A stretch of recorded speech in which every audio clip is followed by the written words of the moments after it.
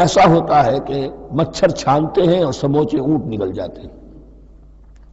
سودی کاروبار تم بھی کرو ہم بھی کریں گے، نہ تم ہمیں چھیڑو نہ ہم تمہیں چھیڑیں گے، ساری بحث ہوگی رفع یدین پر ہے کہ نہیں ہے، اور نماز ہو گئی کہ نہیں ہو گئی، تراویح 8 ہے کہ 20 ہے، ساری بحث اس پر ہوگی۔ تو یہ جو تصورات ہیں نیکی کے پرورٹڈ، کہ جیسے اندھوں نے ایک ہاتھی کو دیکھ کر اندازہ کرنا چاہا وہ کیسا ہے، جس نے اس کے پیر کو ٹٹول لیا، اس نے کہا ستون کے مانند ہے، جس کا ہاتھ پڑ گیا اس کے کان پر، اس کا چھاج کی طرح ہے ہاتھی۔ تو مختلف جو ہے اڑائے کچھ ورق لالے نے، کچھ نرگس نے، کچھ گل نے، چمن میں ہر طرف بکھری ہوئی ہے داستاں میری۔ تو نیکی کا یہ تصور جو ہے تقسیم ہو گیا۔ یہ آیت قرآن مجید کی اس اعتبار سے عظیم ترین آیت ہے۔ نیکی کی حقیقت کیا ہے، اس کی جڑ کیا ہے، بنیاد کیا ہے، اس کی روح کیا ہے، اس کے مظاہر کیا ہے، مظاہر میں اولین شے کون سی ہے، ثانین کون سی ہے، ثالثاً کون سی ہے، اور اس پر ایک پورا علم الاخلاق جو قرآن کا ایک مکمل کتاب تصنیف کی جا سکتی ہے۔ ایتھکس، قرآنک ایتھکس کے لیے یہ آیت ایک یوں سمجھیے کہ جڑ اور بنیاد ہے۔ لیکن یہ سمجھ لیں کہ یہ آیت یہاں آئی کیوں ہے۔ پس منظر میں وہی تحویل قبلہ ابھی ہے۔ تحویل قبلہ کے 4 رکوع 15، 16، 17، 18 یہ تو سالڈ ہے۔ اس سے پہلے 14ویں رکوع میں آیت تھی للہ المشرق والمغرب فأینما تولوا فثم وجہ اللہ۔ ادھر بھی پھر اتنی آیتیں چھوڑ کر پھر گئی لیس البر ان تولوا وجوہکم قبل المشرق والمغرب۔ نیکی یہی نہیں ہے کہ تم اپنے چہرے مشرق اور مغرب کی طرف پھیر دو۔ یہ نہیں کہا یہ نیکی نہیں ہے، نیکی یہی نہیں ہے، یہ بھی نیکی ہے۔ جو ظاہر ہوگا نیکی کا وہ بھی نیکی ہے، لیکن اصل سے اس کا باطن ہے۔ باطن صحیح ہے، نیک ہے، تو حقیقت میں نیکی نیک ہے، ورنہ نہیں۔ ولیکن البر، بلکہ نیکی تو اس کی ہے۔ اب یہاں سے شروع ہوا جو نیکی کی جڑ ہے، بنیاد ہے۔ من آمن باللہ والیوم الآخر والملائکۃ والکتاب والنبیین، سب سے پہلے ایمان، تاکہ تصحیح نیت ہو جائے۔ یہ جو ایمان لائے اللہ پر، یعنی جو نیکی کر رہا ہے صرف اللہ سے اجر کا طالب ہے، والیوم الآخر، اور قیامت کے دن پر کہ اس کا کوئی اجر دنیا میں نہیں، صرف آخرت میں مطلوب ہے۔ ورنہ آدمی سوداگری کرے، دکانداری کرے، کپڑا بیچے، کچھ اور بیچے، دین تو نہ بیچے۔ دین کا کام کر رہا ہے تو اس کے لیے سوائے اخروی نجات کے اور سوائے اللہ کے رضا کے کوئی اور شے مقصود نہ ہو۔ والملائکۃ والکتاب والنبیین، اور ایمان لایا فرشتوں پر اور کتابوں پر اور انبیاء پر۔ یہ تینوں مل کر ایک یونٹ بنتے ہیں۔ فرشتہ لایا دین، کتاب بن گئی، اور انبیاء پر آئی وہ کتاب۔ ایمان بالرسالت کا تعلق نیکی کے ساتھ یہ ہے کہ نیکی کا ایک مجسمہ تمہارے سامنے رہے، آئیڈیل، اسوہ۔ ایسا نہ ہو کہ اونچ نیچ ہو جائے۔ نیکیوں میں بھی ایسا ہوتا ہے، کوئی جذبات میں ایک طرف کو نکل گیا، کوئی جذبات میں ایک طرف کو نکل گیا۔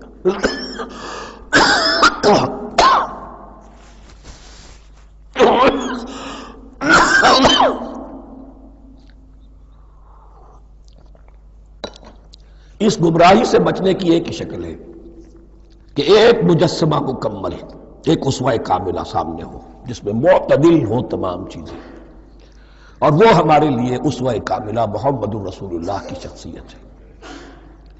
نیکی کے ظاہر کے لیے ہم انہیں معیار سمجھیں گے، جو شے جتنی ان کی سیرت میں ہے اس سے زیادہ نہ ہو، اس سے کم نہ ہو۔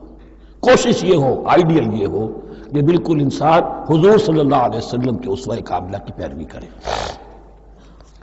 وَلَٰكِنَّ الْبِرَّ مَنْ آمَنَ بِاللَّهِ وَالْيَوْمِ الْآخِرِ وَالْمَلَائِكَةِ وَالْكِتَابِ وَالنَّبِيِّينَ وَآتَى الْمَالَ عَلَىٰ حُبِّهِ ذَوِي الْقُرْبَىٰ وَالْيَتَامَىٰ وَالْمَسَاكِينَ وَابْنَ السَّبِيلِ، اور دیا اس نے مال یا دے وہ مال اس کی محبت کے علی الرغم، علی حبہ اللہ کی طرف نہیں ہے، علی حب المال، علی الرغم مال محبوب ہے پھر بھی وہ خرچ کر رہا ہے، ذوی القربیٰ قرابت داروں پر، والیتامىٰ یتیموں پر، والمساکین محتاجوں پر، وابن السبیل مسافر پر، والسائلین اور مانگنے والوں پر، وفی الرقاب اور لوگوں کی گردنیں چھڑانے میں۔ گویا کہ نیکی کے مظہر میں اولین مظہر یہ ہے انسانی ہمدردی. اگر یہ نہیں ہے تو نیکی نہیں ہے. عبادات کے انبار لگے ہوں اور دل میں شقاوت ہو، انسان کو حاجت میں دیکھ کر دل نہ پسیجے، کسی کو تکلیف میں دیکھ کر تجوری کی طرف ہاتھ نہ بڑھے حالانکہ تجوری میں مال موجود ہو، تو وہ دین کی روح سے بالکل خالی ہے. یا آپ سورہ آل عمران میں پڑھیں گے لن تنالوا البر حتى تنفقوا مما تحبون، تم نیکی کے مقام کو پہنچ ہی نہیں سکتے جب تک کہ خرچ نہ کرو اس میں سے جو تمہیں پسند ہے. جس سے طبیعت گھبرا گئی، اکتا گئی، کپڑے میں جو بوسیدہ ہو گئے وہ دے دیے، حاتم طائی کی قبر کو لات مار دی، وہ نہیں. جو شے پسند ہے اگر اس میں سے نہیں دیتے تو نیکی کو پہنچ بھی نہیں سکتے، تمہیں ہوا بھی نہیں لگے گی. وَأَقَامَ الصَّلَاةَ وَآتَى الزَّكَاةَ، دیکھیے نماز اور زکوٰۃ اب آ رہے ہیں. یہ ہے حکمت دین کہ ایک ہے روح دین، وہ ہے ایمان، اور جو اس کے مظاہر ہے مظہر اول انسانی ہمدردی. نمبر 2 ہے پھر نماز اور زکوٰۃ، اور یہاں زکوٰۃ کو علیحدہ ذکر کیا ہے، اور اس آیت کا حضور نے حوالہ دیا ان فی المال لحق سوى الزکاۃ. دیکھو کچھ لوگوں نے سمجھا بس ہم نے زکوٰۃ نکال دی تو حق ادا ہو گیا پورا. بڑی بے وقوفی ہے. مال میں حق ہے زکوٰۃ کے سوا بھی. اور اب آپ نے یہ آیت پڑھی، دیکھو اس آیت میں کیا ہے. زکوٰۃ کا تذکرہ بعد میں ہو رہا ہے، وَآتَى الْمَالَ عَلَىٰ حُبِّهِ ذَوِي الْقُرْبَىٰ وَالْيَتَامَىٰ وَالْمَسَاكِينَ وَابْنَ السَّبِيلِ وَالسَّائِلِينَ وَفِي الرِّقَابِ وَأَقَامَ الصَّلَاةَ وَآتَى الزَّكَاةَ. اس کی کیا حکمت ہے کہ ایمان کو تر و تازہ رکھنے کے لیے نماز ہے، اقم الصلاۃ لذکری، اور انسانی ہمدردی میں مال خرچ کرنے کے جذبے کو پروان چڑھانے کے لیے برقرار رکھنے کے لیے زکوٰۃ ہے. اتنا تو دو نا کم سے کم. بوتل کا منہ تو کھلے، کارک تو نکلے اس کا. اگر بوتل کا کارک نکل جائے گا تو شاید اس میں سے کچھ شربت اور بھی نکل آئے. تو زکوٰۃ ہے تو کارک کے مانند 2.5% ہے، کیا ہے، لیکن یہ کہ اس سے پھر کچھ اور بھی نکلے گا. جو زکوٰۃ بھی نہیں دیتا اس نے کیا کرنا. وَالْمُوفُونَ بِعَهْدِهِمْ إِذَا عَاهَدُوا، اور وہ کہ جو اپنے عہد کو پورا کرنے والے ہیں جب کوئی عہد کر لیں. سب سے بڑا عہد اللہ سے کیا، لست بربکم قالوا بلی. پھر عہد شریعت کا ہے کہ جو ہم نے کیا اللہ کے ساتھ. پھر آپس میں جو بھی معاہدے ہو جائیں، اور معاملات انسانی سارے کے سارے معاہدات کی شکل میں. شوہر اور بیوی کا معاملہ بھی ایک معاہدہ ہے. Marriage is a social contract. شوہر کی ذمہ داریاں ہیں، اس کے فرائض ہیں، بیوی کی ذمہ داریاں اس کے فرائض ہیں. شوہر کے حقوق ہیں، بیوی کے حقوق ہیں. پھر جو بھی امپلائر امپلائی ریلیشن شپ ہے معاہدہ ہے، کانٹریکٹ ہے. جو ہمارا آپ کا پولیٹیکل سسٹم ہے وہ بھی معاہدوں کے اوپر مبنی ہے. بڑا بزنس جو ہے وہ کانٹریکٹ میں چلتا ہے. تو اگر ایک چیز پیدا ہو جائے کہ جو عہد کر لیا ہے اسے پورا کرنا ہے تو ساری اسٹریم لائننگ ہو جائے گی تمام معاملات کی. وَالْمُوفُونَ بِعَهْدِهِمْ إِذَا عَاهَدُوا وَالصَّابِرِينَ فِي الْبَأْسَاءِ وَالضَّرَّاءِ وَحِينَ الْبَأْسِ، اور خاص طور پر صبر کرنے والے فقر و فاقہ میں، جنگ کی حالت میں اور تکلیف میں. یعنی ایک نیکی ہے بدھ مت کے بھکشوؤں کی نیکی. ایک نیکی یہ ہے، یہ نیکی باطل کو چیلنج کرتی ہے. یہ نیکی خانقاہوں تک محدود نہیں ہوتی. یہ نیکی صرف انفرادی سطح تک محدود نہیں رہتی. جو نیکی اللہ چاہتا ہے وہ یہ ہے کہ اب باطل کا سر کچلنے کے لیے میدان میں آؤ. اور جب باطل کا سر کچلنے کے لیے میدان میں آؤ گے تو خود بھی تکلیفیں اٹھانی پڑیں گی. صحابہ کرام کو بھی جانیں دینی پڑی ہیں. سینکڑوں صحابہ نے جام شہادت پیش کیا. تو آخری چوٹی کیا ہے؟ گویا کہ سمم بونم جس کو کہتے ہیں ایتھکس کے اندر، کہ اس نظریہ اخلاق میں سب سے اونچی منزل کون سی ہے؟ وہ سمم بونم جو ہے اسلام کا، وَالصَّابِرِينَ فِي الْبَأْسَاءِ وَالضَّرَّاءِ وَحِينَ الْبَأْسِ وَلَا تَقُولُوا لِمَنْ يُقْتَلُ فِي سَبِيلِ اللَّهِ أَمْوَاتٌ بَلْ أَحْيَاءٌ وَلَكِنْ لَا تَشْعُرُونَ. وہ آیت یاد کر لیجیے. اولئک الذین صدقوا، یہ ہیں لوگ جو سچے ہیں. دعویٰ تو نیکوکاری کا بہت سو کو ہے، یہ ہیں وہ لوگ کہ جو سچے ہیں، وَأُولَٰئِكَ هُمُ الْمُتَّقُونَ، اور یہی حقیقت میں متقی ہیں۔ تمہارے ذہنوں میں کوئی اور نقشے بیٹھے ہوئے ہیں، کوئی لباس ہے، وضاقتہ ہے، بس یہ بڑا متقی آدمی ہے۔ تقویٰ اس کا نام ہے، یعنی یہ پوری انسانی شخصیت کا ایک ہیولہ ہے، ایک پوری انسانیت کا ایک فرد کا نقشہ کھینچ دیا گیا کیریکٹر کا، جس کے اندر روح ایمان اور خارج میں اس ترتیب کے ساتھ دین کی یہ تقاضے اور نیکی کے یہ مظاہر موجود ہیں۔ اللہم ربنا اجعلنا منہم، اللہم ربنا اجعلنا منہم۔ اب اس کے بعد کچھ وہی جو معاملات انسانی ہیں اس پر اب بحث، جیسا کہ میں نے کہا تھا کہ ایک لڑی ہے شریعت کی، معاملات کی۔ یہ تو بڑے بڑے پھول جو تھے، آیت الآیات اور آیت البر۔ یا ایھا الذین آمنوا کتب علیکم القصاص فی القتلی، اہل ایمان تم پر لازم کر دیا گیا ہے مقتولوں کا بدلہ لینا۔ قتلہ قتیل کی جمع بھی ہے، اور مقتول سے یہ مصدر بھی ہو سکتا ہے کہ تمہارے لیے، یعنی اس معاملے میں سہل انگاری صحیح نہیں ہے۔ انسانی تمدن کی جڑ کٹتی ہے جب کسی معاشرے کے اندر انسان کا خون بہانا عام ہو جائے، تمدن جس کی جڑ کٹ جائے، تو قصاص تم پر واجب ہے۔ یا ایھا الذین آمنوا کتب علیکم القصاص فی القتلی الحر بالحر والعبد بالعبد والانثى بالانثى۔ ایک آزاد کی جگہ آزاد ہی قتل کیا جائے گا۔ آزاد نے قتل کیا ہے تو ظاہر بات ہے وہ آزاد ہی اس کی جگہ قتل ہوگا۔ یہ نہیں وہ کہے میرا غلام لے جاؤ، میرے 2 غلام لے لو، نہیں۔ والعبد بالعبد، اور عبد کی جگہ عبد ہی ہوگا، جس نے قتل کیا وہی قتل کیا جائے گا۔ والانثى بالانثى، اور اگر قتل کرنے والی عورت ہے تو وہ عورت ہی قتل ہوگی۔ اس میں چونکہ وہاں بہت سے رواج مختلف تھے، بہت سے معیار بھی مختلف تھے۔ اگر اوسی خزرجی کو قتل کر دے تو 1/3 خون بہا، 3 گنا خون بہا، اور خزرجی اوسی کو قتل کرے تو 1/3 خون بہا، یہ ان کا قانون تھا۔ اسی طرح یہ کہ آزاد میں اور غلام میں فرق تھا، لیکن ہماری شریعت میں اگرچہ یہ طویل بڑا مضمون ہے اور اس میں کافی فقہا کے اقوال ہیں مختلف، لیکن امام ابو حنیفہ رحمۃ اللہ علیہ کا قول یہی ہے کہ تمام مسلمان آپس میں کفو ہیں، برابر ہیں، لہذا یہاں کوئی فرق نہیں کیا جائے گا قتل کے مقدمات میں۔ فمن عفی لہ من اخیہ شیء فاتباع بالمعروف واداء الیہ باحسان، پھر جس کو معاف کر دیا جائے کوئی شے اس کے بھائی کی جانب سے، یعنی جو مقتول ہے اس کے ورثاء اگر کہتے صاحب ہم اس کی جان بخشنے کو تیار ہیں، چاہے وہ خون بہا لے لیں یا ویسے ہی معاف کر دیں، تو جو بھی کچھ خون بہا طے ہوا ہو اداء الیہ باحسان فاتباع بالمعروف، تو اس کی پیروی کی جائے معروف طریقے پر اور ادائی کی جائے خوبصورتی کے ساتھ۔ ذالک تخفیف من ربکم ورحمہ، یہ تمہارے رب کی طرف سے تخفیف ہے، آسانی کی ہے اور رحمت ہے، اور اس کی رحمت ہونا بہت واضح ہے۔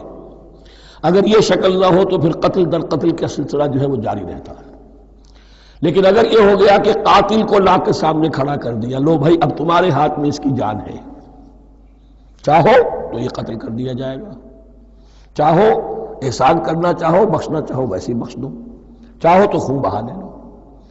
اس سے کیا ہوگا کہ وہ دشمنیوں کا جو دائرہ ہے وہ پھر سمٹ جاتا ہے، بڑھتا نہیں۔ اس میں بڑی رحمت ہے اللہ کی طرف سے۔ قانون جو ہے اسلام میں قتل کا، اس میں مدعی ریاست نہیں ہوتی۔ آج کل ہمارے ہاں غلطی یہ ہے، مدعی ریاست بن جاتی ہے۔ یہ مدعی ہوتا ہے یہاں پر جو بھی مقتول کے ورثاء ہیں، اور کسی کو صدر کو کیا، صدر کے باپ کو بھی اختیار نہیں ہے کہ کسی قاتل کو معاف کر دے۔ قاتل کو معاف کرنے کا جو اختیار ہے وہ صرف مقتول کے ورثاء کو ہے، کوئی صدر نہیں کر سکتا۔ ہمارے دستور میں ہے، پوری شرح پوری شک موجود ہے۔ فمن اعتدی بعد ذلک فلہ عذاب علیم، جو اس کے بعد بھی حد سے تجاوز کرے گا تو اس کے لیے دردناک اور بہت بڑا عذاب ہوگا۔ وَلَكُمْ فِي الْقِصَاصِ حَيَاةٌ يَا أُولِي الْأَلْبَابِ لَعَلَّكُمْ تَتَّقُونَ، اور اے ہوش مندو قصاص میں زندگی ہے تمہارے لیے۔ ایک روحانی تصور ہے معاف کر دینا اچھا ہے، اسلام بھی کہتا ہے ان تعفوا وتصفحوا وتغفروا فإن اللہ غفور رحیم، لیکن قتل کے مقدمات میں سہل انگاری جو ہے وہ اچھی نہیں ہے، پیروی شدت کے ساتھ ہونی چاہیے تاکہ اس سے آگے قتل کا سلسلہ بند ہو۔ وَلَكُمْ فِي الْقِصَاصِ حَيَاةٌ يَا أُولِي الْأَلْبَابِ لَعَلَّكُمْ تَتَّقُونَ، تاکہ تم بچ سکیں۔ اب کوتب علیکم دوبارہ آ گیا۔ یہ کوتبہ کے لفظ کو سمجھ لیجئے، جہاں بھی کوئی شے فرض کی جائے گی، لازم کی جائے گی، وہ کوتبہ ہے۔ اسی لیے شریعت کے لیے قرآن مجید میں جو لفظ ہے الکتاب، الکتاب اس معنی میں کہ اس میں شریعت خداوندی پوری کی پوری موجود ہے۔ کتب علیکم اذا حضر احدکم الموت ان ترک خیرا الوصیۃ للوالدین والاقربین بالمعروف، تم پر واجب کر دیا گیا، فرض کر دیا گیا جب تم میں سے کسی کی موت کا وقت آ جائے، اگر وہ کوئی خیر مال چھوڑ رہا ہو، دولت چھوڑ رہا ہو، تو اس کے لیے فرض کر دیا گیا وصیت کرنا اپنے والدین کے حق میں اور رشتہ داروں کے حق میں انصاف کے ساتھ۔ ابھی چونکہ قانون وراثت نازل نہیں ہوا تھا، یہ ابتدائی قدم اٹھایا گیا۔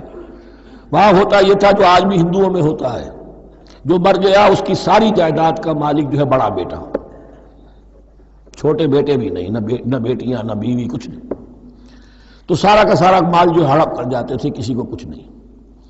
یہاں یہ کہ اب پہلا ابتدائی حکم دیا گیا، لیکن یہ آیت منسوخ ہو جائے گی سورہ نساء میں جب پورا قانون وراثت آ گیا، تو اب یہ آیت منسوخ شمار ہوتی ہے۔ ناسخ وہ قانون وراثت ہے جو سورہ نساء کے دوسرے رکوع میں آئے گا۔ البتہ اس کے ایک حصے کو حضور نے باقی رکھا ہے، وہ گویا کہ سنت نے اس کے ایک جز کو برقرار رکھا ہے، اور وہ جز یہ ہے کہ مرنے والا 1/3 اپنے مال کے لیے وصیت کر سکتا ہے کسی کے لیے، 1/3 سے زیادہ نہیں، اور وارث کے لیے وصیت نہیں ہوگی، جس کی وراثت میں حق مقرر ہو چکا ہے اس کے لیے وصیت نہیں ہوگی، وہ غیر وارث کے لیے وصیت ہوگی، کسی دینی ادارے کو دینا چاہے، کسی اور کو دینا چاہے، یتیم کو، بیوہ کو، یتیم خانے کو، ٹھیک ہے، 1/3، 2/3 میں قانون وراثت کی تنفیذ ہوگی لازماً۔ تو اس آیت کا صرف اتنا حصہ باقی رکھا ہے حضور نے صلی اللہ علیہ وسلم۔ حقاً علی المتقین، یہ اللہ کا تقوی رکھنے والوں پر حق ہے، واجب ہے کہ وہ وصیت کریں کہ ہمارے والدین کو یہ مل جائے، فلاں رشتہ دار کو یہ مل جائے، باقی جو ہے جو بھی ورثہ ہیں لے جائیں۔ فمن بدلہ بعد ما سمعہ، تو جس نے بدل دیا اس وصیت کو اس کے بعد کہ اسے سنا تھا، فإنما اسمہ علی الذین یبدلونہ، تو اس کا بوجھ، اس کا گناہ انہی پر آئے گا جو تبدیل کرتے ہیں۔ جو وصیت کرنے والا تھا وہ بری ہے، اس نے صحیح وصیت کی تھی، جس نے بعد میں اس وصیت میں تحریف کی، تبدیلی کی، اس کا وبال، اس کا بوجھ انہی پر آئے گا۔ ان اللہ سمیع علیم، یقینا اللہ سب کچھ سننے والا اور جاننے والا ہے۔ فمن خاف من موص جنفا، اب اگر کسی کو اندیشہ ہوا کہ وصیت کرنے والے نے جانبداری برتی ہے، ٹھیک وصیت نہیں کی ہے، دیانتداری کے ساتھ اس کی رائے یہ ہوئی، او اسمن، یا گناہ اس نے کمایا ہے، فاصلح بینہم، اور اب ان کے مابین صلح کرا دی، ورثاء کو جمع کیا کہ بھائی وراثت تو یہ تھی، ان کی وصیت تھی، لیکن دیکھو اس میں یہ زیادتی والی بات ہے، اگر تم مطمئن ہو جاؤ، متفق ہو جاؤ، تو اس میں اتنی تبدیلی کر دی جائے ان کے اتفاق سے، فلا اسم علیہ، تو اس میں کوئی گناہ نہیں ہے، یعنی ایسی نہیں ہے یہ بات کہ اس کو وہ سینکشن اور سینکٹیٹی حاصل ہو گئی ہے، تقدس، کہ اب اس میں کوئی تبدیلی نہیں ہو سکتی، باہمی مشورے سے اور اچھے جذبے سے، اصلاح کے جذبے سے وصیت میں تغیر ہو سکتا ہے۔ ان اللہ غفور الرحیم، یقیناً اللہ تعالی بخشنے والا ہے، رحم فرمانے والا۔ اب لڑی آ گئی دوسری عبادت والی، عبادت میں صوم۔ جہاں تک نماز کا ذکر ہے تو وہ تو مکی صورتوں میں اس کا بے تحاشا مرتبہ ذکر موجود ہے، لیکن یہاں جو ہے معاملہ صوم، اس سے پہلے مکی دور میں صوم کا کہیں کوئی تذکرہ ہی نہیں، نہ عربوں میں اس کا رواج تھا۔ یہ لفظ بھی عربی زبان میں تھا گھوڑوں کے لیے، گھوڑے روزہ رکھتے تھے، رکھتے کیا تھے بیچارے، انہیں رکھوایا جاتا تھا، کیونکہ عربوں کا جو معاملہ تھا وہ لوٹ مار، غارت گری، اور اس کے لیے انہیں چاہیے تیز رفتار سواری، جاؤ حملہ کرو، لوٹو مارو اور بھاگو۔ اونٹ جو ان کی فضا اور ان کے ماحول کے لیے مناسب تھا، وہ زیادہ تیز دوڑ نہیں سکتا، اپنی اس ضرورت کے لیے گھوڑا چاہیے تھا۔ گھوڑے میں عرب کا سخت موسم برداشت کرنے کی عادت نہیں، نازک جانور ہے، وہ پیاسا تو نہیں رہ سکتا 7 دن تک جیسے کہ اونٹ رہ سکتا ہے، بھوکا نہیں رہ سکتا، وہ لو کے تھپیڑے نہیں برداشت کر سکتا، لہذا عرب اس کو رکھواتے تھے روزہ، کھانا پینا بند کیا اور اس کے جو ہے منہ کر کے کھڑے ہو گئے جب گرم تیز ہوا چل رہی ہے، خود تو اپنے آپ کو لپیٹ لیا اپنے گھٹنے میں، غترہ کہلاتا ہے وہ جو بھی کپڑا اوپر ہوتا ہے، اور وہ اس گھوڑے کو جو ہے وہ ساری آگ اس پر برس رہی ہے تاکہ اس میں عادت پیدا ہو جائے جھیلنے کی، برداشت کرنے کی، تو جنگ کے موقع پر کہیں یہ دغا نہ دے جائے، اگر یہ ہمت ہار گیا تو اس کا تو کیا کیا جائے گا، تو اصل میں سوار ہے جو مارا گیا۔ یہ روزہ ان کے ہاتھ تھا، لیکن جب حضور آئے مدینے میں تو یہاں یہود میں روزے کا رواج تھا۔ وہ ایک تو عاشورہ کا روزہ رکھتے تھے، اس لیے کہ وہ تاریخ تھی جس میں کہ نجات ملی تھی بنی اسرائیل کو فرعونیوں سے۔ تو اس طریقے سے حضور نے پھر ابتداءً مہینے میں ہر مہینے میں 3 روزے رکھنے کا حکم دیا۔ یہ ہے ابتدائی حکم جو حضور نے دیا، قرآن میں ابھی نہیں آیا تھا۔ جیسے تحویل قبلہ کے معاملے میں بھی قرآن نے کہا کہ ہم نے تمہیں اس قبلے پر رکھا تھا، لیکن اس کا کوئی حکم جو ہے قرآن میں جلی نہیں ہے۔ یہ ہو سکتا ہے کہ وہ حکم بھی حضور کو اللہ ہی نے دیا ہو وحی خفی کے ذریعے سے۔ پہلے یہ کہ ہر مہینے میں 3 روزے۔ اب ظاہر بات ہے کہ مہینے جو ہے وہ سخت گرم بھی ہو سکتے ہیں۔ اب اگر 30 کے 30 روزے ایک ہی مہینے میں فرض کر دیے گئے ہوتے اور وہ ہوتے جون جولائی کے تو جان نکل جاتی۔ بہترین تدبیر یہ کی گئی ہر مہینے میں، اور یہ موسم سارے آ رہے ہیں اس میں۔ پھر کچھ عرصے کے بعد یہ رمضان کا روزہ فرض کیا گیا۔ پہلا جو روزہ تھا 3 دن کا، اس میں یہ بھی تھی اجازت کہ جو اگر مسافر نہیں ہے، بیمار بھی نہیں ہے، طاقت رکھتا ہے روزہ رکھنے کی، پھر بھی روزہ نہ رکھے تو اس کا فدیہ یہ ہے کہ 1 مسکین کو کھانا کھلائے۔ علی الاطلاق تھا یہ۔ جب رمضان کے روزے کی فرضیت ہو گئی تو اب یہ فدیہ نہیں ہے، البتہ حضور نے اس کو باقی رکھا ایسے شخص کے لیے جو بہت بوڑھا ہے، یا کوئی خاتون بہت بوڑھی ہے برداشت نہیں کر سکتی، یا کوئی بیمار ہے، کسی سخت ایسی بیماری میں ہے کہ روزہ اس کے لیے جان کے لیے ہلاکت کا اندیشہ ہو سکتا ہے، اس کے لیے فدیہ برقرار رکھا۔ عام طور پر صحت مند شخص جو مسافر بھی نہ ہو اس کے لیے یہ رعایت ختم ہو گئی۔ یہ ہے ان آیات کی تعبیر جس پر میں پہنچا ہوں، اور بہت پہلے پہنچ گیا تھا، لیکن چونکہ اکثر مفسرین نے یہ بات نہیں لکھی ہے تو میں جھجکتا رہا، لیکن بعد میں مجھے معلوم ہوا کہ مولانا انور شاہ کاشمیری رحمۃ اللہ علیہ کی رائے یہی ہے، تو مجھے اعتماد ہو گیا۔ اور پھر مجھے اس کا ذکر جو ہے یہ تفسیر کبیر میں امام راضی کے ہاں بھی مل گیا کہ متقدمین کے ہاں یہ رائے موجود تھی کہ پہلی 2 آیتیں جو ہیں اس روزے سے متعلق یہ رمضان کے روزے سے متعلق نہیں ہیں، بلکہ وہ 3 ہر مہینے کی 13، 14 اور 15 ایام 20 کے روزے حضور نے بعد بھی رکھے ہیں نفلاً، لیکن شروع میں یہ 3 روزے رکھنے کا حکم دیا گیا تھا۔ پہلی 2 آیتیں اس 6 آیتوں پر مشتمل رکوع، اور یہ ایک عجیب مقام ہے۔ قرآن مجید کے احکام بہت دفعہ ہے، نماز کے احکام قرآن میں بہت دفعہ ہیں، کہیں وضو کا ہے، کہیں تیمم کا ہے، کہیں اور نماز خوف کا ہے، مختلف جگہوں پر، لیکن صوم کی عبادت پر یہ 6 آیات کامل ہیں، مکمل ہیں، اس کی حکمت، اس کی غرض و غایت، اس کے احکام سب کے سب اس میں آ گئے۔ اب پہلی 2 آیتیں کون سی ہیں؟ یا ایھا الذین آمنوا کتب علیکم الصیام کما کتب علی الذین من قبلکم لعلکم تتقون۔ اے ایمان والو، تم پر بھی فرض کیا گیا روزہ رکھنا، جیسے کہ فرض کیا گیا تھا تم سے پہلوں پر، تاکہ تمہارے اندر تقویٰ پیدا ہو جائے۔ وہ جنگ کے لیے کرواتے تھے گھوڑوں کو تیار، تمہیں تقویٰ کے لیے اپنے آپ کو تیار کرنا ہے، بھوک کو قابو میں رکھ سکو، شہوت کو قابو میں رکھ سکو، پیاس کو برداشت کر سکو۔ اللہ کی راہ میں جنگ کے لیے تمہیں نکلنا ہوگا، اس میں بھوک بھی آئے گی، پیاس بھی آئے گی، اپنے آپ کو تیار کرو جہاد کے لیے۔ اور یہ بات واضح ہو جائے گی، اگلے رکوع سے قتال کی بحث شروع ہو جائے گی۔ روزے کی یہ گفتگو ہو رہی ہے تمہیداً قتال کے لیے، جیسے گھوڑوں کو تیار کیا جاتا تھا، صوم رکھوایا جاتا تھا قتال کے لیے۔ ایام معدودات، گنتی کے چند دن ہیں، یہ گویا کہ ثبوت ہے اس کا کہ یہ 2-3 دن سے زیادہ، معدود جو ہے وہ عربی زبان میں 9 سے زیادہ نہیں ہو سکتا۔ معدودہ جب آئے گا، ایام معدودات، یہ جمع جو ہے جمع قلت کہلاتی ہے۔ معدودات، معدودہ بڑی سے بڑی رقم ہو سکتی ہے، لیکن معدودات جمع قلت ہے۔ گنتی کے چند روز ہیں۔ فمن کان منکم مریضا، ان میں بھی یہ رعایت ہے کہ جو تم میں سے بیمار ہو، او علی سفر، یا سفر پر ہو، فعدۃ من ایام اخر، تو وہ تعداد پوری کر لے دوسرے دنوں میں۔ وعلی الذین یطیقونہ، اور جو اس کی طاقت رکھتے ہوں، فدیۃ طعام مسکین، وہ فدیہ دے 1 مسکین کا کھانا کھلانا۔ ان آیات کی تفسیر میں جیسا کہ میں نے عرض کیا مفسرین کے بہت سے اقوال ہیں، اب میں اس کی بحث بھی نہیں جا سکتا، جو میں نے اپنے مطالعے کے بعد رائے قائم کی ہے میں صرف وہی بیان کر رہا ہوں کہ اس وقت، اور یہ امام راضی کے الفاظ ہیں کہ یہ فرضیت الگ تعیین نہیں تھی بلکہ الگ تخییر تھی۔ فرض تو ہے روزہ، لیکن اس کا بدل بھی دیا جا رہا ہے، اگر تم نہیں رکھنا چاہتے تو تم ایک مسکین کو کھانا کھلا دو۔ تو گویا کہ تدریجاً انہیں لانا تھا، کیونکہ اس بات کے وہ پہلے سے عادی نہیں تھے۔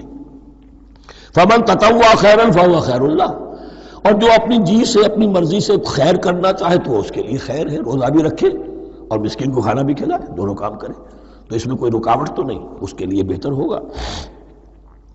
وَأَن تَصُومُوا، اور دیکھو اگر روزہ رکھو، خیر لکم ان کنتم تعلمون، یہ تمہارے لیے بہتر ہے اگر تم جانو۔ اب یہاں بھی ایک طرح کی رعایت کا انداز ہے۔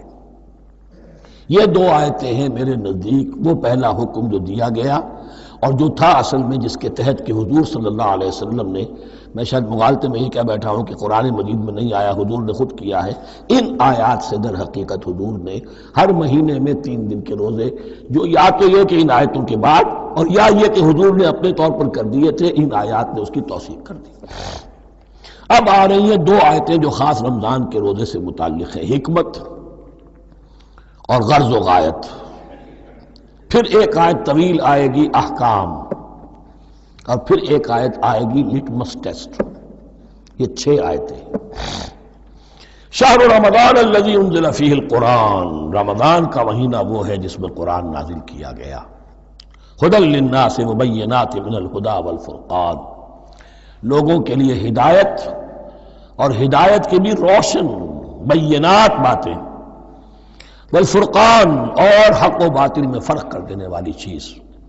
فمن شہد منکم الشہر، تو جو کوئی بھی پائے اس مہینے کو، یا جو شخص بھی مقیم ہو اس مہینے میں، مسافر نہ ہو، فلیصم، اس پر لازم ہے کہ روزہ رکھے۔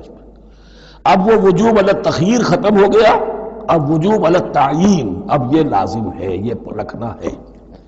ایک رعایت باقی رکھی، ومن کان مریضا او علی سفر فعدۃ من ایام اخر، جو بیمار ہے یا یہ کہ سفر پر ہے وہ تعداد پوری کر لے دوسرے دنوں۔ یرید اللہ بکم الیسر ولا یرید بکم العسر، اللہ تمہارے ساتھ آسانی چاہتا ہے، سختی نہیں چاہتا۔ یہ لوگ اپنے اوپر سختیاں جھیلتے ہیں، شدید جو ہے سفر کے اندر بھی روزہ رکھے ہوئے، حالانکہ یہاں اجازت دی ہوئی ہے۔ یہ بلکہ حضور نے ایک مرتبہ ایک سفر میں کافی سردنش کی، کچھ ایک جہاد اور قتال پہ نکلے تھے، کہ کچھ لوگوں نے اس سفر میں بھی روزہ رکھ لیا۔ نتیجہ یہ ہوا کہ سفر کے بعد جہاں منزل میں اب جا کر خیمے لگانے تھے وہ نڈھال ہو کر گر گئے، جن لوگوں کا روزہ نہیں تھا انہوں نے پھر وہ خیمے لگائے، منزل کا کام کیا۔ تو حضور نے فرمایا کہ لیس من البر الصیام فی السفر، روزے رمضان اس میں سفر میں روزہ رکھنا کوئی نیکی کا کام نہیں ہے۔ لیکن ہمارا تصور اور ہے، 105 بخار چڑھا ہوا ہے، روزہ نہیں کھولوں گا میں، روزہ تو میں نے رکھا ہوا، یا روزہ تو میں نہیں چھوڑوں گا۔ حالانکہ جہاں رعایت اللہ کی ہے اس رعایت سے فائدہ نہ اٹھانا ایک طرح کا کفران نعمت ہے۔ وَلِتُكْمِلُوا الْعِدَّةَ، لیکن تمہیں عدت اور تعداد اب پوری کرنی ہوگی۔ وہ جو تھی ایک رعایت کہ فدیہ دے کر فارغ ہو جاؤ، وہ نہیں ہے۔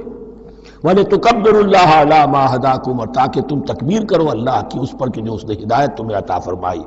وَلَعَلَّكُمْ تَشْكُرُونَ، اور تاکہ تم شکر کر سکو اس نعمت عظمیٰ کا جو قرآن حکیم کی شکل میں تمہیں دی گئی۔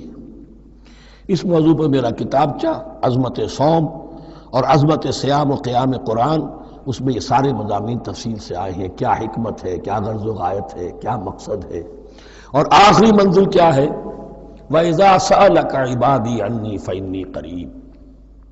مطلوب تو یہ ہے کہ تمہارا جو یہ جسم حیوانی ہے یہ کچھ کمزور پڑے، روح ربانی جو تم میں پھونکی گئی ہے اسے تقویت حاصل ہو۔ دن میں روزہ رکھو، اس حیوانی وجود کو ذرا کمزور کرو، دباؤ اس کے تقاضوں کو، رات کو کھڑے ہو جاؤ، اللہ کا کلام سنو اور پڑھو، تاکہ تمہاری روح کی آبیاری ہو، اس پر حیات، آب حیات کا ترشح ہو۔ نتیجہ کیا نکلے گا؟ تمہارے اپنے اندر سے ایک پیاس ابھرے گی، وَإِذَا سَأَلَكَ عِبَادِي عَنِّي فَإِنِّي قَرِيبٌ، تقرب الی اللہ کا جذبہ پیدا ہوگا۔ تو اے نبی، جب میرے بندے، ایسے بندے آپ سے میرے بارے میں سوال کریں، ان کو بتا دیجئے میں قریب ہوں، دور نہیں۔ یہ حقوق انسانی کا میرے نزدیک دنیا میں سب سے بڑا میگنا کارٹا ہے۔ اللہ اور بندے کے درمیان کوئی فصل نہیں ہے، فصل اگر ہے تو تمہاری اپنی خباثت ہے۔ اگر تمہاری نیت میں فساد ہے، حرام خوری تو کرنی ہی کرنی ہے، تو اب کس منہ سے اللہ سے دعا کرو گے؟ پھر جاؤ گے کسی پیر کے پاس، آپ دعا کر دیجئے، یہ نذرانہ حاضر ہے؟ یہ طریقہ کیا ہے؟ انسان کا نفس حائل ہے اور کوئی نہیں، ورنہ ہم تو مائل بے کرم ہیں، کوئی سائل ہی نہیں، راہ دکھنا ہے کسی رہنمی منزل ہی نہیں، کوئی پوپ نہیں، کوئی پنڈت نہیں، کوئی پادری نہیں، کوئی پیر نہیں، کوئی نہیں، جب چاہو اللہ سے ہم کلام ہو جاؤ۔ اس سے بڑا حق کیوں خالق و مخلوق میں حائل رہے پردے؟ پیران کنیسہ کو کلیسا سے اٹھا دو، میرا ہر بندہ جب چاہے جہاں چاہے مجھ سے ہم کلام ہو جائے۔ ہاں شرط ہے اس کی، وہ شرط آگے آ رہی ہے، اجیب دعوت الداعی اذا دعان، میں تو ہر پکارنے والے کی پکار سنتا ہوں، اور سنتا نہیں جواب دیتا ہوں، اور صرف جواب نہیں دیتا قبول کرتا ہوں۔ اجابت میں یہ تینوں چیزیں موجود ہیں۔ اور اذا دعان، جہاں مجھے پکارے جب پکارے، دیر اینڈ دین میں موجود ہوں، لیکن شرط کیا ہے؟ فَلْيَسْتَجِيبُوا لِي، انہیں بھی تو میرا کہنا ماننا چاہیے، یہ یک طرفہ بات نہیں ہوگی۔ فَاذْكُرُونِي أَذْكُرْكُمْ، تم مجھے یاد رکھو گے تو میں تمہیں یاد رکھوں گا، یہ دو طرفہ معاملہ ہے۔ تم شکر کرو گے میں تمہاری قدردانی کروں گا، تم میری طرف چل کر آؤ گے میں بھاگ کر آؤں گا، تم بارش برآؤ گے میں ہاتھ بڑھاؤں گا، لیکن تم رخ موڑ لو گے ہم بھی رخ موڑ لیں گے۔ ہماری تو غرض نہیں ہے، غرض ہے تو تمہاری، تم رجوع کرو گے ہم بھی رجوع کر لیں گے، تم توبہ کرو گے ہم اپنی نظر کرم پھر تمہاری طرف متوجہ کر دیں گے۔ لیکن ہر چیز ان تنصر اللہ ینصرکم، اللہ کی مدد کرو گے تو اللہ تمہاری مدد کرے گا۔ تمہاری دوستیاں ہو، پینگے بڑھا رہے ہو اللہ کے دشمنوں کے ساتھ، ساز باز ہو اللہ کے دشمنوں کے ساتھ، اور کھڑے ہو جاؤ قنوت نازلہ میں اللہ سے مدد مانگنے کے لیے، تم سے بڑا بے وقوف کون ہوگا؟ پہلے اللہ کی طرف رخ تو کرو، اللہ سے اپنا معاملہ درست کرو۔ ہاں اس میں کوئی یہ شرط نہیں ہے کہ پہلے ولی کامل اس وقت توبہ کرو خلوص نیت سے اور سارے پردے ہٹ جائیں گے، لیکن خلوص نیت کے ساتھ توبہ۔ وَإِذَا سَأَلَكَ عِبَادِي عَنِّي فَإِنِّي قَرِيبٌ أُجِيبُ دَعْوَةَ الدَّاعِ إِذَا دَعَانِ فَلْيَسْتَجِيبُوا لِي وَلْيُؤْمِنُوا بِي لَعَلَّهُمْ يَرْشُدُونَ أُحِلَّ لَكُمْ لَيْلَةَ الصِّيَامِ إِذْ تَفَضُّلُوا إِلَىٰ نِسَائِكُمْ۔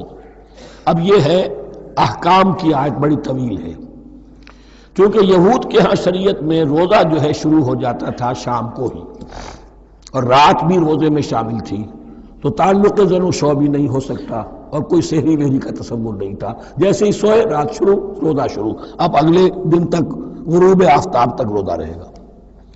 ہمارے ہاں روزے میں نرمی کی گئی ہے، ایک تو یہ کہ رات کو اس سے خارج کر دیا، روزہ دن کا ہے، اور رات کے وقت تعلق زن و شو بھی ہے، کھانا پینا بھی ہے، جو پابندیاں روزے کی ہیں وہ سب اٹھ گئی۔ لیکن ہو یہ رہا تھا کہ لوگ سمجھ رہے تھے کہ شاید وہی جو احکام ہیں یہود کے ہاں شاید وہی ہمارے ہاں بھی ہیں، اس لیے وہ ایسا بھی ہوتا تھا اپنے جذبات میں بیویوں سے مقاربت کرتے تھے، لیکن دل میں سمجھتے تھے کہ ہم نے غلط کام کیا ہے۔ یہاں اب ان کو اطمینان دلایا جا رہا کہ نہیں، أُحِلَّ لَكُمْ لَيْلَةَ الصِّيَامِ الرَّفَثُ إِلَىٰ نِسَائِكُمْ، حلال کر دیا گیا ہے تمہارے لیے روزے کی راتوں میں اپنی بیویوں کے پاس جانا۔ ہن لباس لکم وانتم لباس لہن، وہ پوشاک ہے تمہارے لیے، تم پوشاک ہو ان کے لیے۔ بڑا بلیغ کنایا ہے یہ، جیسے لباس میں اور جسم میں کوئی پردہ نہیں ہے، لباس ہی تو پردہ ہے نا، لباس میں اور جسم میں تو کوئی پردہ نہیں، ایسے ہی بیوی میں اور شوہر میں کوئی پردہ نہیں۔ ہن لباس لکم وانتم لباس لہن۔ ویسے بھی انسان کے اخلاق کی حفاظت کرنے والی، مرد کے اخلاق کی حفاظت کرنے والی بیوی ہے، بیوی کے اخلاق کی حفاظت کرنے والا مرد ہے۔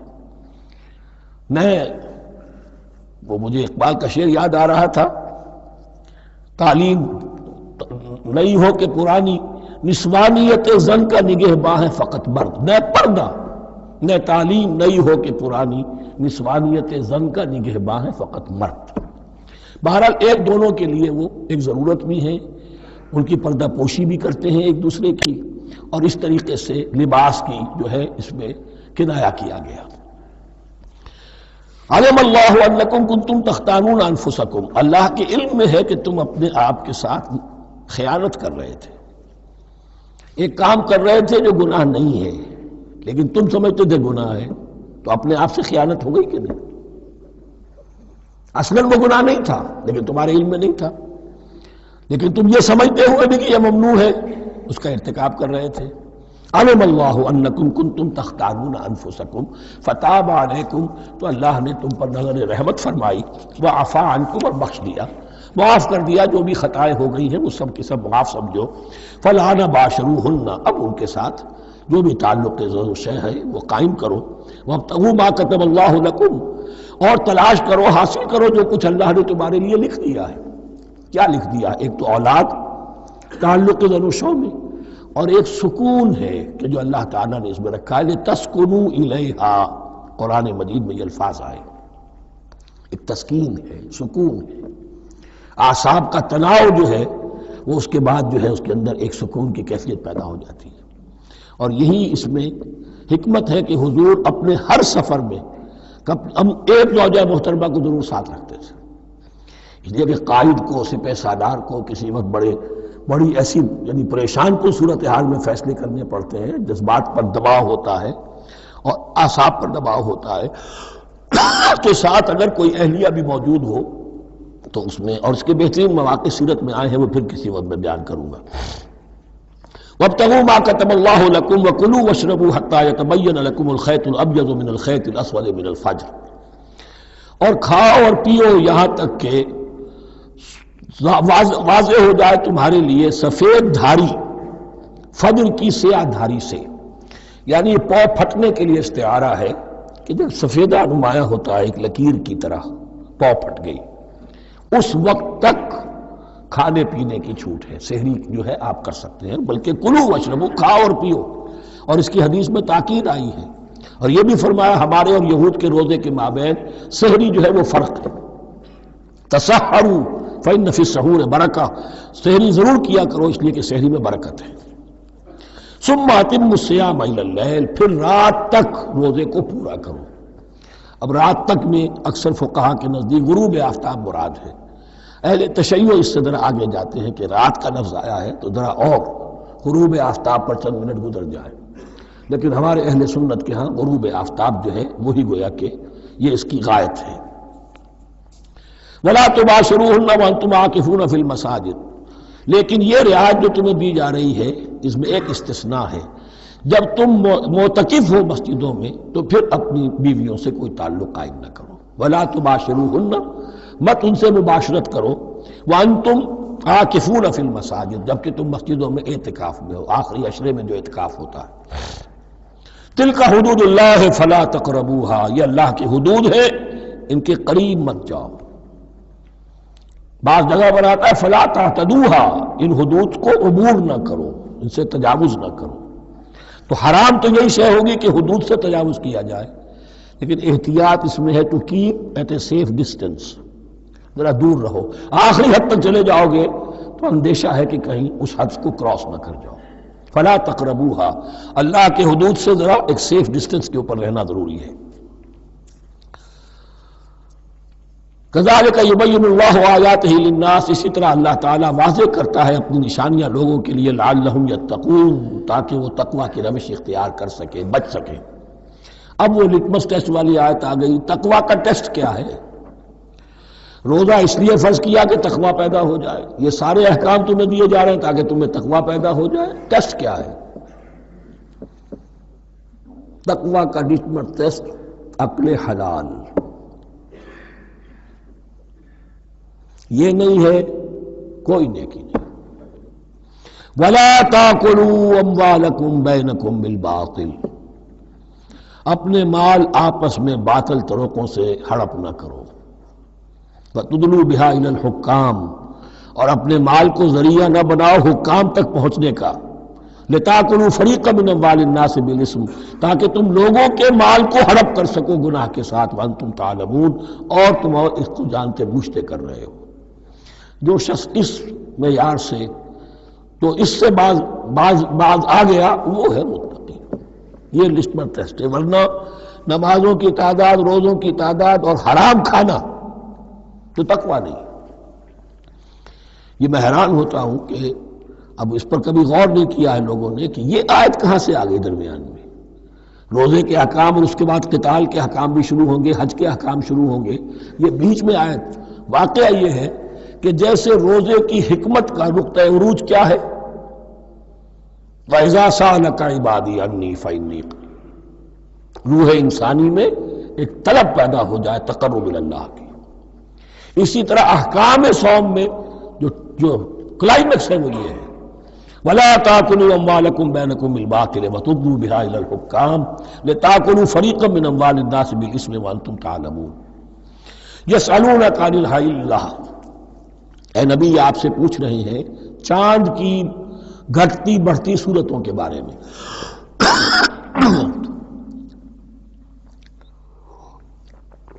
قُلْ هِيَ مَوَاقِيتُ لِلنَّاسِ وَالْحَجِّ، کہہ دیجئے یہ لوگوں کے لیے ایک اوقات کا تعین ہے، کیلنڈر ہے، اور حج کے لیے۔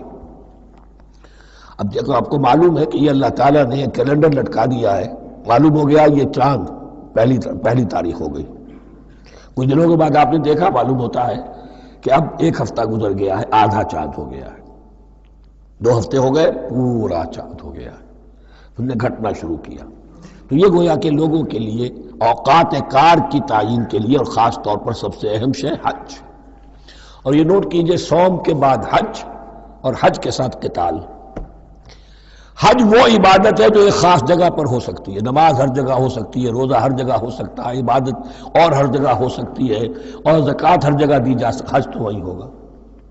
اور وہ تھا اس وقت زیر تسلط مشرکین کے، اور مشرکین کے تسلط سے نکالنے کے لیے قتال لازم تھا۔ اس قتال کے لیے صبر پہلے پیدا ہونا ضروری ہے، جو گھوڑوں کو روزہ رکھواتے تھے پہلے خود روزہ رکھو۔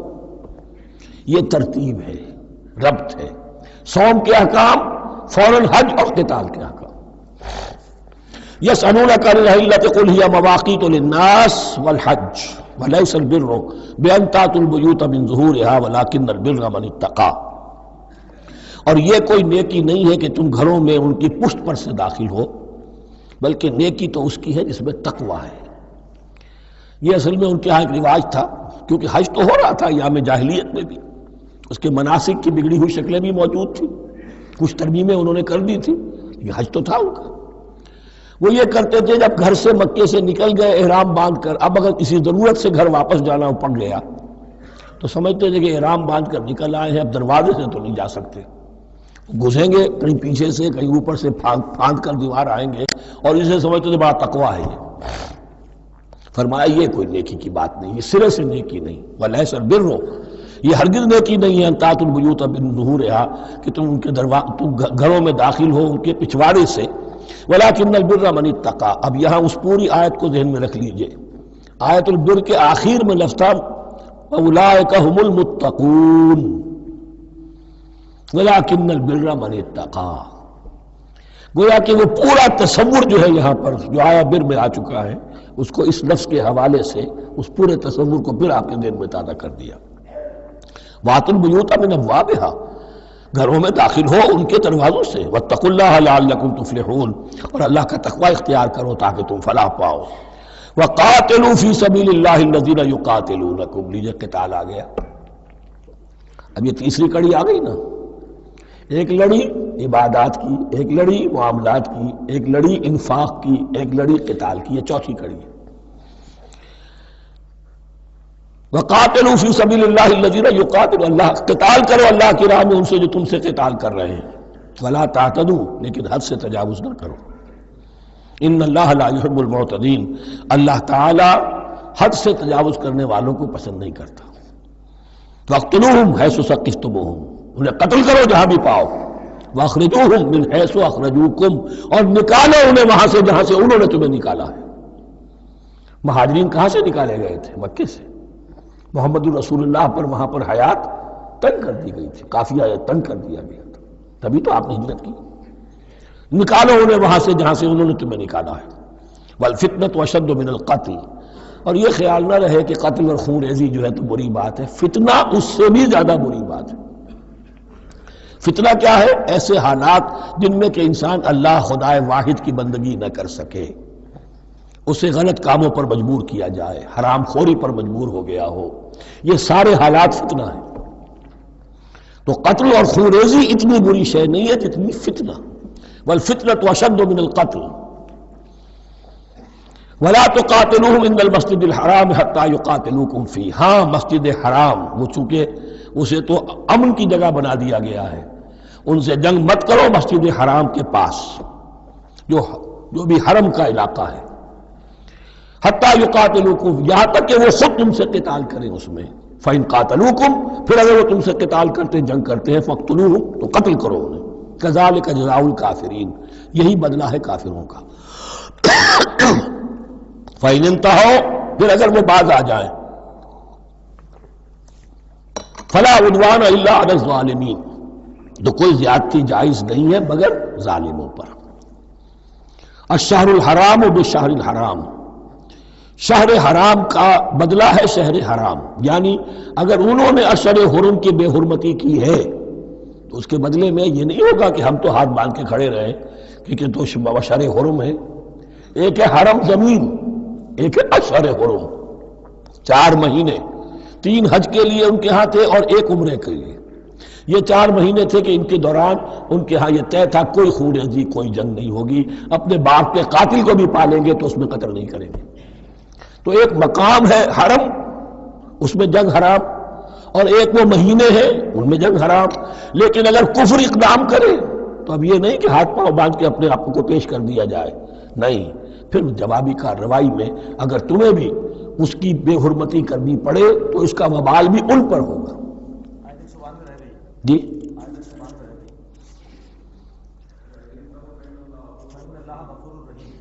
وَفَإِنِ انتَهَوْا فَإِنَّ اللَّهَ غَفُورٌ رَحِيمٌ، اگر وہ بعد آ جائے تو اللہ غفور اور رحیم ہے۔ وَقَاتِلُوهُمْ، بہت اہم آیت رہ گئی، حَتَّى لَا تَكُونَ فِتْنَةٌ وَيَكُونَ الدِّينُ لِلَّهِ۔ اب جب یہ جنگ کا مرحلہ شروع ہو گیا ہے دعوت محمدی کے سلسلے میں صلی اللہ علیہ وسلم، تو مسلمانوں جان لو، ایک دور تھا 12-13 برس تک تمہیں حکم تھا کفوا ایدیکم، مارے کھاؤ ہاتھ نہ اٹھاؤ۔ اب یہ نیا دور آ گیا ہے، تمہاری دعوت و تحریک جو ہے وہ نئے دور میں داخل ہو گئی ہے۔ اب جب تمہاری تلواریں نیام سے باہر آ گئی ہیں، اب یہ نیام میں نہ جائیں جب تک کہ فتنہ بالکل ختم نہ ہو جائے اور دین اللہ ہی کے لیے ہو جائے، اللہ کا دین قائم ہو جائے، پوری زندگی میں اس کے احکام کی تنفیذ ہو رہی ہے۔ یہ آیت دوبارہ آئے گی اور زیادہ نکھری ہوئی شان کے ساتھ سورہ انفال میں، وَقَاتِلُوهُمْ حَتَّى لَا تَكُونَ فِتْنَةٌ وَيَكُونَ الدِّينُ كُلُّهُ لِلَّهِ، دین کل کا کل، جز نہیں، دین کی بالادستی پوری انسانی زندگی پر، انفرادی بھی اجتماعی بھی، اور اجتماعی کے بھی سارے پہلو، politico socio economic system totally وہ اللہ کے احکام کے تابع ہو۔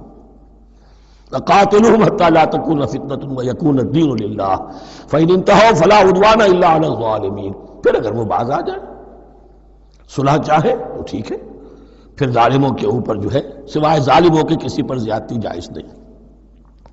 الشہر الحرام بالشہر الحرام، حرمت والا مہینہ بدلہ ہے حرمت والے مہینے کا، والحرمات قصاص، اور حرمات کے اندر بھی بدلہ ہے۔ فَمَنِ اعْتَدَىٰ عَلَيْكُمْ فَاعْتَدُوا عَلَيْهِ بِمِثْلِ مَا اعْتَدَىٰ عَلَيْكُمْ، تو جو کوئی بھی تم پر زیادتی کرتا ہے، دست درازی کرتا ہے، تو تم بھی اس کے خلاف کارروائی کرو، اقدام کرو جیسے کہ اس نے تم پر زیادتی کی۔ وَاتَّقُوا اللَّهَ، اور اللہ کا تقوی اختیار کرو، وَاعْلَمُوا أَنَّ اللَّهَ مَعَ الْمُتَّقِينَ، اور یہ جان لو کہ اللہ ساتھ ہے متقیوں کے، یعنی اللہ کی تائید، نصرت، اس کی مدد آئے گی اہل تقوی کی۔ اب دیکھیے وہ تیسری کڑی یہاں بہت چھوٹی سی آئی ہے، قتال کی ذرا زیادہ بڑی کڑی آ گئی ہے اور یہ چھوٹی سی کڑی آ رہی ہے۔ قتال کے لیے لازم ہے انفاق بھی، جنگ کیسے ہوگی اگر فوج کے لیے ساز و سامان نہ ہو، رسد کا اہتمام نہ ہو، ہتھیار نہ ہو، سواریاں نہ ہو، کیسے ہوگی جنگ؟ وَأَنفِقُوا فِي سَبِيلِ اللَّهِ وَلَا تُلْقُوا بِأَيْدِيكُمْ إِلَى التَّهْلُكَةِ، خرچ کرو اللہ کی راہ میں اور مت ڈالو اپنے آپ کو اپنے ہاتھوں ہلاکت میں، یعنی اللہ کا دین اس وقت اسے احتیاج ہے وہ پیسہ چاہتا ہے. جیسے حضور نے تبوک کے موقع پر عام اپیل کی اور آپ اپنے مال کو لے کر بیٹھے ہوئے ہیں، تو گویا کہ آپ نے اپنے آپ کو ہلاکت میں خود ڈال دیا. یہ انفاق ہے، جہاد بالمال. وانفقوا فی سبیل اللہ ولا تلقوا بایدیکم الی التہلکہ واحسنوا ان اللہ یحب المحسنین. اور احسان کی روش اختیار کرو، دین کے اندر بھی خوبصورتی پیدا کرو، دین میں بہتر سے بہتر مقام حاصل کرنے کی کوشش کرو. ہمارا معاملہ کیا؟ دنیا میں آگے سے آگے اور دین میں پیچھے سے پیچھے. دین میں یہ دیکھیں گے اس سے کم پر گزارا ہو سکتا ہو، کوئی اور شے ہو کہ جس میں اس سے کم سے بھی بات پوری ہو جائے. دین میں یہ ہوگا، اور دنیا میں آگے سے آگے ہے جستجو کہ خوب سے ہے خوب تر کہاں. تو اگر یہ جستجو دنیا میں ہے، اس سے بڑھ کر دین میں ہونی چاہیے. فاستبقوا الخیرات، نیکیوں میں ایک دوسرے پر بازی لے جانے کی کوشش کرو. وانفقوا فی سبیل اللہ ولا تلقوا بایدیکم الی التہلکہ واحسنوا، اور احسان کی روش اختیار کرو. ان اللہ یحب المحسنین، یقیناً اللہ تعالی محسنین کو ان لوگوں کو کہ جو درجہ احسان پر فائز ہو جائیں محبت کرتا ہے، انہیں پسند کرتا ہے. یہ حدیث جبرائیل اگر ذہن میں ہو تو 3 درجے ہیں، جیسے میں نے آج بتایا آپ کو. وَنَحْنُ لَهُ مُسْلِمُونَ وَنَحْنُ لَهُ عَابِدُونَ وَنَحْنُ لَهُ مُخْلِصُونَ. 3 درجے دوسرے ہیں، اسلام، ایمان، احسان. اخبرنی عن الاسلام، اخبرنی عن الایمان، اخبرنی عن الاحسان. احسان کیا ہے؟ ان تعبد اللہ کانک تراہ فإن لم تکن تراہ فإنہ یراک. یہ سارے کام جو دین کے لیے کیے جا رہے ہوں، عبادت ہے، جہاد ہے، قتال ہے، ایسی کیفیت میں، ایسے اخلاص کے ساتھ گویا کہ تم اپنی آنکھوں سے اللہ کو دیکھ رہے ہو. اور اگر تم اللہ کو نہیں دیکھ رہے تو کم سے کم یہ کیفیت تو تمہاری ہو جائے کہ تمہیں مستحضر رہے کہ اللہ تمہیں دیکھ رہا ہے. یہ احسان ہے. واحسنوا، عام طور پر اس کا ترجمہ اس انداز میں نہیں کیا گیا ہے، اس کو اچھی طرح سمجھ لیجئے. ویسے یہ مضمون کھل کر آئے گا سورہ مائدہ میں. ان اللہ یحب المحسنین، یقیناً اللہ تعالیٰ محسنین کو پسند کرتا ہے. وَأَتِمُّ الْحَجَّ وَالْعُمْرَةَ لِلَّهِ، اور حج اور عمرہ مکمل کرو اللہ کے لیے. جو عمرے کے لیے احرام تو باندھ لیا جائے گا مدینے سے 7 میل باہر نکل کر ہی. حج مکمل تو ہوگا جب طواف بھی ہوگا، وقوف عرفہ بھی ہوگا، سارے اس کے جو بھی مناسک ادا کیے جائیں گے. لیکن یہ کہ جو شخص بھی نیت کر لے حج کی یا عمرے کی تو پھر اسے مناسب کو مکمل کرنا چاہیے، کوئی کمی نہ رہے. فَإِنْ أُحْصِرْتُمْ، اگر تمہیں گھیر لیا جائے، روک دیا جائے، جیسے کہ سن 6 میں ہو گیا، صلح حدیبیہ کرنی پڑی، مشرکین مکہ اڑ گئے، نہیں داخل ہونے دیں گے. اگر تمہارا گھیراؤ ہو جائے فَمَسْتَيْسَرَ مِنَ الْهَدْيِ، تو جو بھی تم قربانی پیش کر سکو پیش کر دو. یہ دم احصار کہلاتا ہے کہ چونکہ اب ہم آگے نہیں جا سکتے، یہی ہمیں احرام کھولنا پڑ رہا ہے، تو دم احصار، یہ خون، یہ جو جانور اللہ کے نام پر ہم دے رہے ہیں، یہ اس کی ایک طرح کا کفارہ ہے.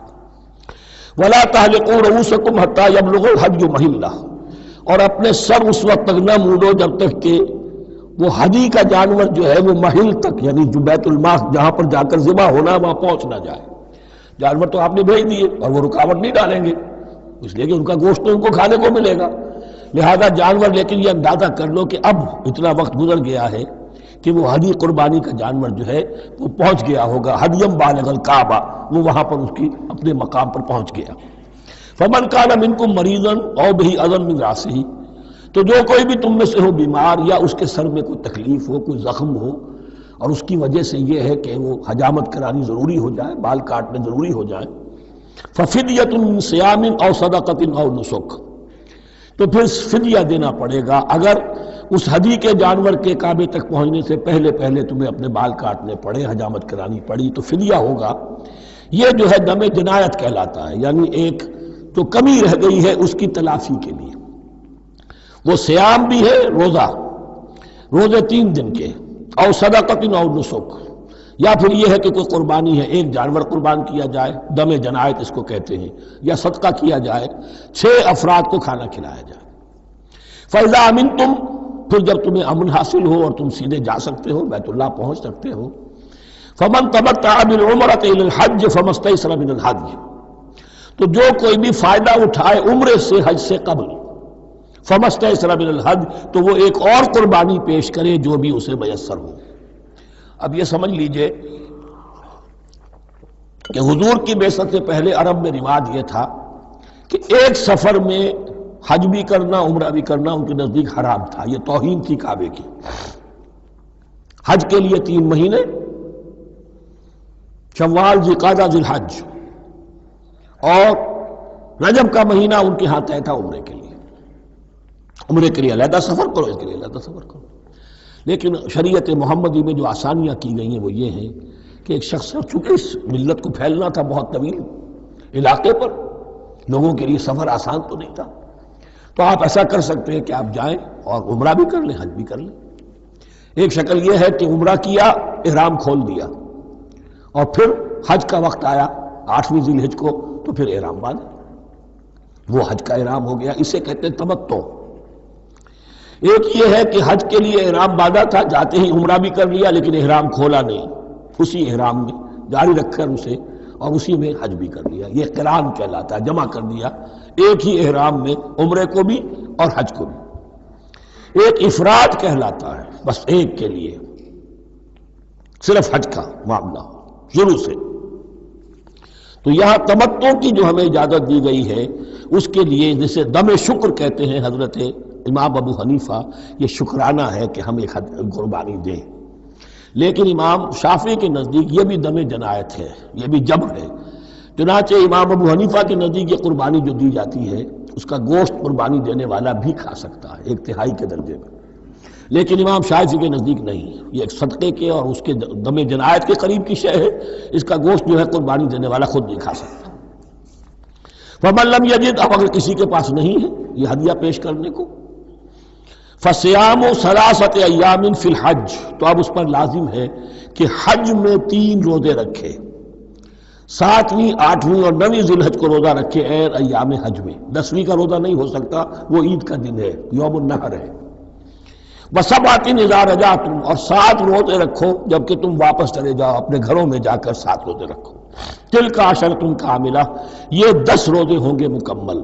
ذالک لمن لم یکن اہلہ حاضر المسجد الحرام، لیکن یہ رعایت کہ حج اور عمرہ ایک ہی سفر میں کر لیا جائے اور ایک ہی احرام میں کر لیا جائے یا 2 احراموں میں کیا جائے، یا یہ کہ ان دونوں کو جمع کرنے کی شکل جو ہے، یہ ایک رعایت ہے کن کے لیے؟